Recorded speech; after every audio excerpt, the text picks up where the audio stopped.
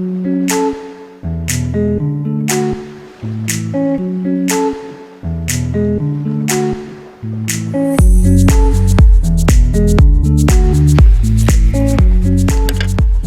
à tous sur notre chaîne Astronature 49. Alors, comme d'habitude, dans le contexte des éphémérides du ciel du mois de août 2020, nous allons commenter l'une des dernières actualités dans le domaine de l'astronomie, astronautique et aussi du spatial, et nous décortiquerons en détail les dernières découvertes effectuées. Alors, avec Mathieu et Pascal, à qui je souhaite tout d'abord la bienvenue. Merci. Et pour cette émission, nous allons parler de la mission Solar Orbiter. Alors on se souvient qu'au mois de novembre 2019, on avait parlé, Pascal, tu avais parlé de la sonde solaire Parker, qui a été développée par la NASA. C'est pas la même. Voilà, c'est pas la même, et elle avait pour objectif celle-ci d'étudier la couronne solaire. Donc elle va le faire jusqu'en 2025. Elle a été lancée le 12 août 2018. Alors, Pascal, tu vas pouvoir nous parler de cette autre sonde, Solar Orbiter, et nous en dire un peu plus là-dessus. Très bien. Alors effectivement, en s'approchant à seulement 77 millions de kilomètres du Soleil, donc pratiquement la moitié de la distance Terre-Soleil, eh bien, la mission Solar Orbiter semble lever le voile sur une énigme scientifique vieille de 60 ans. En effet, comme chacun le sait, bien, plus nous nous approchons d'une source de chaleur, bien, plus la température augmente et plus il fait chaud. C'est logique. N'est-ce pas? Et inversement, plus nous nous éloignons de cette source et plus il fait froid. Ouais. C'est tellement évident que Jacques de Chabannes, le marquis de la Palisse, n'aurait pas dit mieux. Eh bien, pour la couronne solaire, ce n'est pas le cas. Et c'est ça, en fait, qui pose l'énigme. Avant d'aller plus loin, bien, rappelons déjà ce qu'est la couronne solaire. Bien, en fait, c'est la couche la plus externe ou éloignée de l'atmosphère solaire. C'est la grande auréole qui nous apparaît laiteuse quand on l'observe, notamment lors d'une éclipse totale. Exactement. Bien, la température ici atteint facilement 1 million de degrés, voire même 2 millions pour certains. Alors, en dessous de cette couronne, eh bien, il y a ce qu'on appelle la chromosphère, c'est-à-dire une couche plus fine constituée de plasma où la température varie entre 4500 Kelvin et 50 000 Kelvin. On se rapproche encore du Soleil et là, on va trouver la photosphère. Bien, c'est une fine couche de gaz d'environ 500 km d'épaisseur avec une température moyenne de 5785 Kelvin, ce qui correspond quasiment en fait à la température de la surface de l'étoile, soit à peu près 6000 degrés. Voilà. Alors, petite parenthèse quand même pour ceux qui ont des problèmes avec les unités, Kelvin, degrés. Alors, la conversion, en fait, elle est très simple.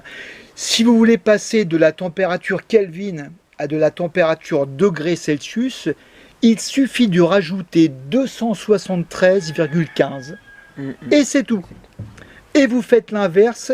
Si vous voulez passer du degré Celsius au Kelvin, vous enlevez 273,15. C'est ça. Et pour finir, un petit détail, on ne dit jamais degré Kelvin, mais Kelvin, point. Voilà, c'est vrai. Voilà, fermons la parenthèse. Alors maintenant, comment expliquer la température de 150 à 300 fois plus élevée à la couronne solaire qu'à sa surface? Eh bien, c'était l'objet justement de la mission Solar Orbiter, mission en fait qui a été organisée conjointement par l'Agence spatiale européenne et la NASA. Effectivement, comme tu le disais, Nathan, cette sonde a été lancée le 10 février 2020 depuis la base de Cap Canaveral et 4 mois plus tard, eh bien, elle nous envoie déjà les premières images prises par une caméra sensible au rayonnement ultraviolet. Et qu'est-ce qu'on y voit? Eh bien, on y voit des éruptions solaires miniatures. en fait des millions de fois plus petites que les éruptions solaires géantes. Elles font de quelques kilomètres à quelques centaines de kilomètres. Et c'est minuscule en fait à l'échelle du Soleil. Hein, quand on sait notamment que on devrait mettre plus d'1,3 million terres pour faire le volume du Soleil. Donc c'est vraiment. Donc ce sont des millions de mini éruptions solaires. Je crois qu'on appelle ça des feux de camp, si je ne me trompe pas. Alors j'allais y venir. D'accord. J'étais trop vite. Tu m'as spoilé, mais c'est pas grave. Alors effectivement, c'est d'ailleurs pour cela que ces mini éruptions ont été surnommées des feux de camp.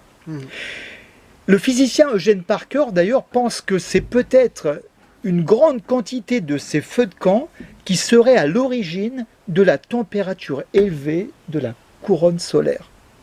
Parce qu'en effet, ces éruptions miniatures seraient provoquées par des connexions entre les lignes de champ magnétique, ce qui contribuerait à chauffer localement le plasma. En tout cas, c'est ce que pense Daniel Müller, le directeur scientifique de cette mission. Alors, avons-nous résolu cette énigme ? Eh bien, nous ne sommes qu'au tout début de la mission. Alors, bien sûr, il faudra encore attendre quelques temps pour confirmer tout cela, car la mission commence juste, elle doit durer de 7 à 10 ans. Exactement.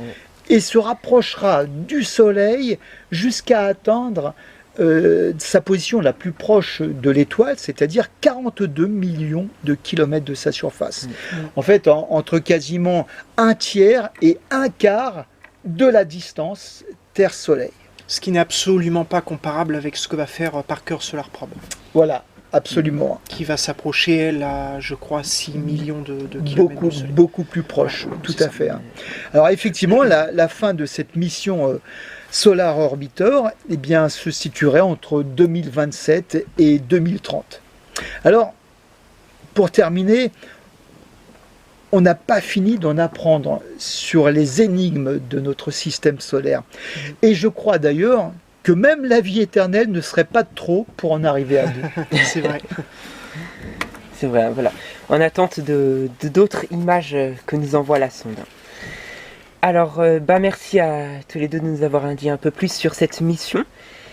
Et donc, pour retrouver cette vidéo, vous allez sous l'onglet Playlist de notre chaîne, L'Actu Astro en bref. Et vous pourrez aussi voir d'autres vidéos que vous avez peut-être manquées. Alors, n'oubliez pas de vous abonner si ce n'est pas fait, de commenter et de liker. En tout cas, on vous souhaite de bons éphémérides, de bonnes observations, et on vous souhaite un bon ciel.